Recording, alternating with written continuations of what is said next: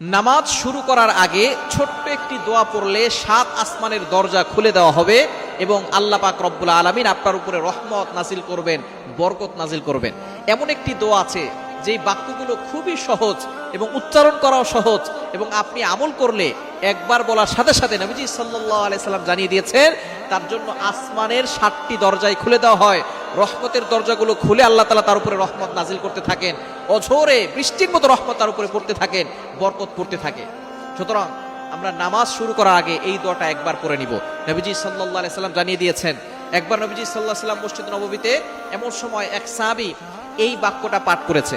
নবীজি সাল্লাল্লাহু আলাইহি সাল্লাম নামাজ শেষ করে বললেন, কে এই বাক্য পাঠ করেছো? কেউ কোনো কথা বলে না।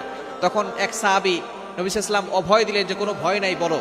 একজন সাহাবী দাঁড়িয়ে বলেন, ইয়া রাসূলুল্লাহ, ইয়া হাবিবাল্লাহ, আমার কাছে আল্লাহর প্রশংসা করতে খুব ভালো লাগে, এই জন্য আমি এই বাক্যগুলো বলেছি।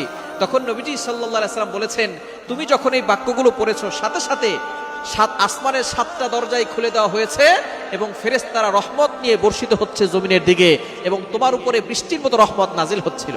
সুবহানাল্লাহ বিহামদি। এই দোয়াটা আমরা পড়তে চাই কি চাই না?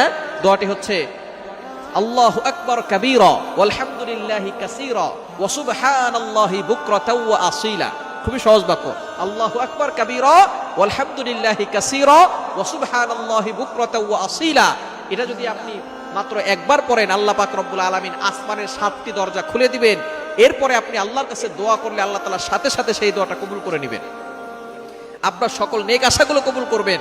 নামাজ শুরু করার আগে আপনি এই দোয়াটা একবার পড়ে নেবেন। এছাড়া আপনি যখনই দোয়া করবেন আপনি এই দোয়াটা পড়বেন, আসমানের দরজাগুলো আপনার জন্য খুলে দেওয়া হবে এবং আল্লাহর কাছে দোয়া করলে সেই দোয়াটা সাথে সাথে আল্লাহর আরশে আজিমে গিয়ে নক করবে।